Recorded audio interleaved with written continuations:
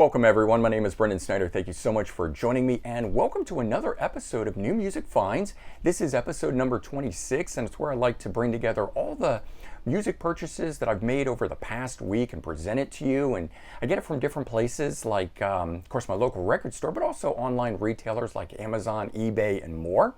For this past week, I have 10 releases to go through here, 3 new releases, 4 used gems, 1 rare promo, and 2 imports. But before we dive into all that, if you are new to my channel and you haven't already hit the subscribe button, please click the button. Also leave a comment, hit like, all those things help support my channel. I would greatly appreciate it. And of course, as an added bonus, by subscribing, you'll be able to stay up to date on all that's going on in the world of music, just like this with New Music Finds, episode number 26. And so, got the 10 releases here, and as always, we kick off with brand new releases. And I got these 3 new releases from Amazon. I generally do that because they will deliver same day. And so, of course, if you have Prime. And first one up being Jack Russell's Great White, Great Zeppelin 2. Just came out this past Friday on August 13th. So this one here is a tribute to Led Zeppelin. And it is a sequel to the 1998 live album that Great White did, also as the tribute, of course, to Led Zeppelin. Now, as I mentioned, that first one was a live album. This one here is all studio, and the song selection between the two is completely different, so it's a true sequel. You could listen to both of these back to back. I actually like the song selection on this one better. It's not quite as expected. It's got some more of the deeper cuts on it. Another cool thing is that the rhythm guitarist on this one is Michael Oliveri, coming from late 80s, early 90s metal band Leatherwolf. So that's kind of cool, getting him in the lineup. Now, as I mentioned, this is Jack Russell's Great White. So as you know, Great White has splintered into 2 versions. This is his version of the band doing it, but we've got Jack Russell and his amazing vocals. Of course, always having had the comparison to Robert Plant of Led Zeppelin, so making it perfect that he's the one doing this. And I have done a full review and unboxing of the album, and I'll leave a link in the description below in case you want to check that out. Now, this next one here was a real surprise to me. I wasn't expecting to like this one as much. Hookers and Blow, self-titled release, also having come out this past week on August 13th. Debut studio album from them. Hookers and Blow is a covers band, so it makes sense that this whole release here is covers. But they're a super group, and they're led by Guns N' Roses keyboardist Dizzy Reed. Of course, he plays keyboards and he sings lead vocals on this and does an amazing job on here. You've also got Alex Grossi on it, on guitar, coming from Quiet Riot and Beautiful Creatures, among a number of other bands. Johnny Kelly is on drums from Typo Negative and also Quiet Riot now. Mike Duda on bass, coming from Wasp. And Nadja is on vocals. She does backup and then sings lead on 2 of these.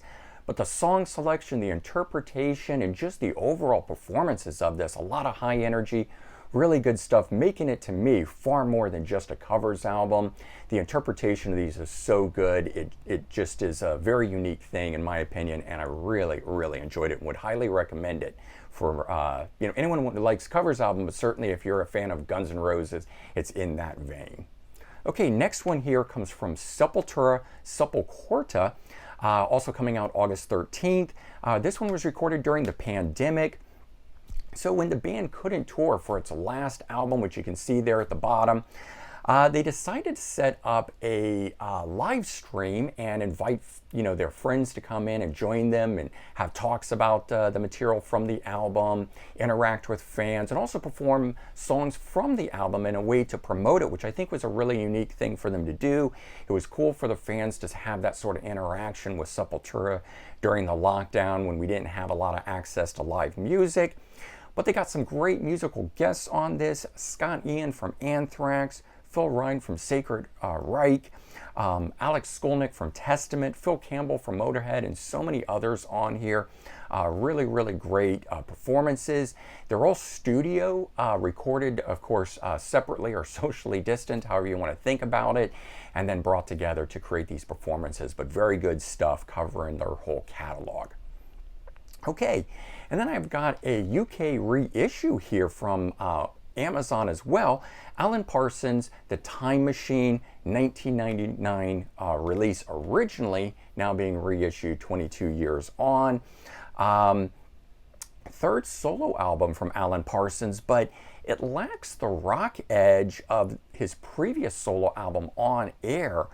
This one here's got much more of the contemporary drum beats and loops and things of that nature on it, almost a techno flair to some of the tracks. I think that's in part in the fact that Alan Parsons only plays on one short instrumental and co-writes that, so he's very minimally on this. He may play on one or two of these, but very minimally involved in that regard. It's and the rest of it is outside writers. So he's really, the primary role here is just producer on this, and I think that has led to the sort of updated sound for the time, but of course now making it sound more dated. All right, and then I went to my local record store, Academy Records, and I got a couple, or four actually, used finds. First one up being Midnight Oil, Diesel and Dust from 1988, sixth studio album from them at the time, which was actually a concept album about the struggles of Indigenous Australians, and of course most successful album that they've done, at least in the US, going platinum, featuring the big hit Beds Are Burning on it. Now I've got a deluxe edition of this that came out that had remastered sound, and I don't think that the remastered sound on it is as good as this, so I actually wanted to purchase the original and listen to it. This one here I actually end up liking better than the remastered sound. So, and of course it comes in the jewel case, and you guys know I prefer jewel cases. The other's a digipack. All right, and the next one I got was Paul Westerberg, 14 songs from 1993 debut studio album. Fantastic debut from the Replacements frontman, featuring the lead single at the time and one of the best solo tracks that he had done, World Class Fat. Now, I have a deluxe edition of this that actually comes as a book, like the way the cover is, but I wanted to have the standalone just as the jewel case, and finding this for only $1 in such good condition too certainly made it a no-brainer for me to pick up.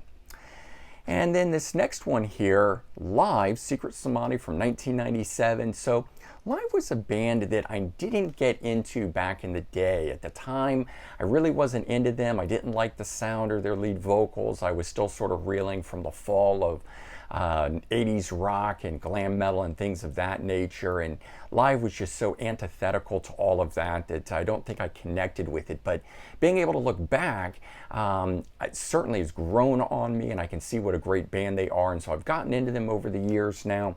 And basically, as I come across an album that I don't have, I'm picking it up, and that's what this is. It was their fourth studio album and certified double platinum at the time, so certainly a big one for them. And then you guys know I'm a big Yes fan, but I don't own all of the John Anderson releases, so I picked this one up, John Anderson's Deseo, 1994, sixth solo album from him. This one here is an interesting one. I hadn't picked it up kind of specifically because it hadn't connected with me. It's augmented by South American artists on it, and there's counter vocals to John Anderson's that are sung in Spanish, or the language of the South American nation. And so that throws me off a bit when it's not in English. It's a little jarring in some respects, kind of thing, but just a very different album. He's always mixed the world music influences into his stuff, but this one here kind of goes a step further. So found it for $1.99. Can add it to the collection now, check it out as I feel the need, and who knows, maybe it'll grow on me, kind of a thing. All right, and then this next one here was a really special one. So one of my subscribers generously sent me a CD, and so I want to give a big shout out and thank you to Anthony here. Cheap Trick, Sex America Cheap Trick from 1996. Now, you see the box set behind me. This is a promo from that. So the box set behind me is a 3 CD set collecting together rarities, alternate versions, live tracks, things of that nature. One of the first box sets to do that way back in 96 for an artist. Nowadays that's totally a given. Every band puts them out, kind of a thing. But back then, box sets weren't that widespread. So Cheap Trick definitely on the cutting edge for that. And interestingly, 25th anniversary this year for that box set. So kind of cool to be getting this promo here. So it was just a selections of 12 tracks, And sometimes these selections of don't always put the rarities and stuff on it. They maybe focus more on the hits, that kind of stuff, because they were meant to be played in record stores and on radio stations and stuff of that nature. This one here's got a number of rarities, alternate versions and stuff like that, making the single disc selection really, really cool. So definitely, again, shout out to Anthony. Thanks so much. I really do appreciate it. It's something I had always looked for, never found a good copy in good condition, so I never picked it up, and here one of my subscribers has sent it to me, so very, very lucky indeed for that. All right, and the final new music find that I got was a Japanese import Slash featuring Miles Kennedy and the Conspirators Conspiracy Series Volume 1 from 2019. So this here is a compilation of the four most recent solo albums from Slash. So it does have the album that is him with multiple vocalists, and then the 3 solo albums with Miles Kennedy and the Conspirators on it. 13 tracks, nothing unreleased or anything, just a really cool collection of his material if you want to put something on and hear selections of from 4 different albums. Really great to have that. Just being into all the Guns N' Roses happenings recently with the new music dropping, Hookers and Blow coming out. I was diving back into Dizzy Reed, so searching out what possibly there could be out there that I didn't know about, and I found this. So interesting, this has been out for 1.5 to 2 years.